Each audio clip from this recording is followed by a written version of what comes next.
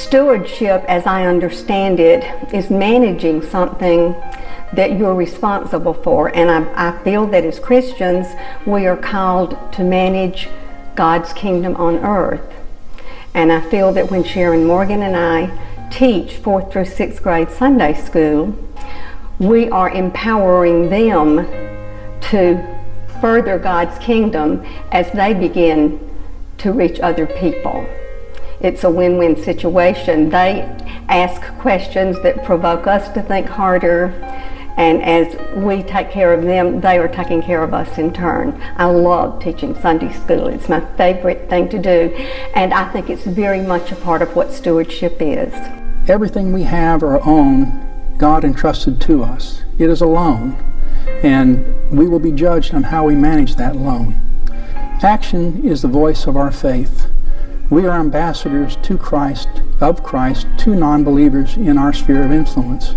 It's not if we are ambassadors. God has already decided that. It's a question of what kind of ambassador we will be. God has already done His part in sending His Son Jesus. And for whatever reason, He has chosen us to complete this journey of reconciling the world to Him through us, spreading this gospel. I think about in the church with our children to teach them stewardship. We started off by taking our tithe and dividing it among our children. And we started giving them a quarter a week to put in the offering envelope. As they got older, we raised that to 50 cents. And then as they got older, we finally made $1.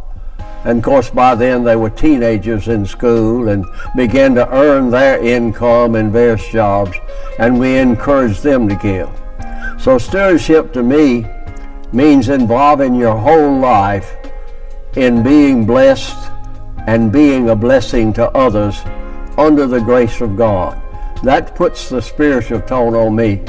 And if I don't practice good stewardship, I'm in trouble with the Lord, and maybe I've hurt other people in my life. Well, I guess the word stewardship to us means that you're participating financially in God's ministries. So, and doing so in a way that's sacrificial. By doing so, then you can participate in the blessings of the ministry as well. So, and I think as far as the giving aspect and tithing, it really, for us, has come down to the point of if God is who we say He is, then that should follow, and our finances should reflect that. You can't outgive God, and we found that to be true as well. That you can't, for the sacrifice it makes in giving that portion back. The things we've seen come back with other, not necessarily financially, but just other things. I don't think we quite grasp how much more than it would be than what we sacrificed. I had the good fortune to be on the board for the children's home, and it was wonderful to go up and see what our money does for these children. We can take a pregnant mother in and see her through childbirth, see her through the first year, and then on after that.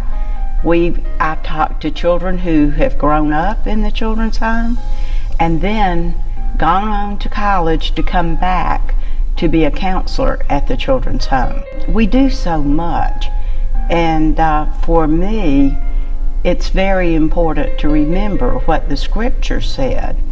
Be doers of the word, not just hearers only.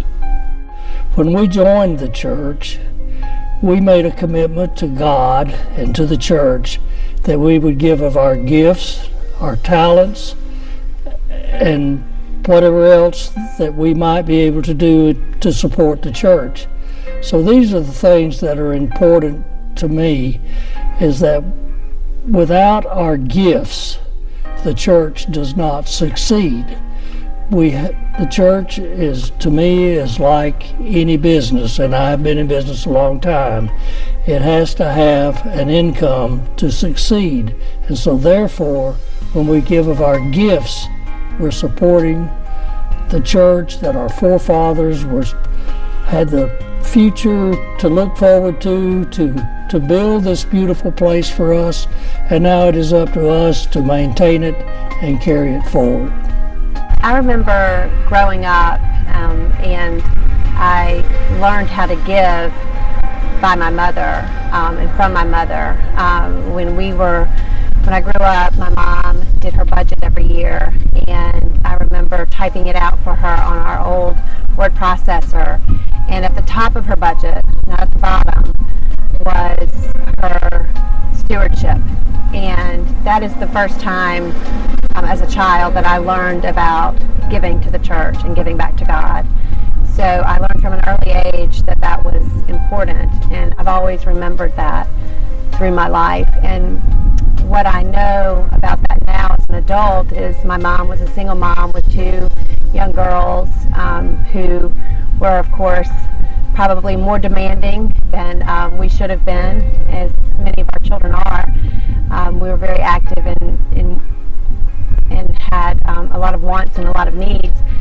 But my mom put giving to God first, and she always was blessed with plenty and more than enough to provide for her family. So that's my first experience with stewardship and with giving back to God. I feel that it's important to give back to the church because I've been blessed with life and goodness and abundance, as God is so good to me and my family, and to probably all of us who are watching this video. I mean, we're here and we're alive, and that's wonderful. God never leaves us, and I know that. And I've learned the difference between being thankful and being grateful. Somebody shared this with me, and I don't know if this is always true, but I think of it like this a lot of times. Being thankful is just being thankful. And being grateful and having gratitude is wanting to give back. So when I give back to the church, it's not that I do it out of duty. I do it because I want to. I'm so grateful for the gifts God has given me, my life, my children. I'm going to start crying. Everything God has given me. I feel so wonderfully blessed that I literally want to give back to Him because I have such gratitude.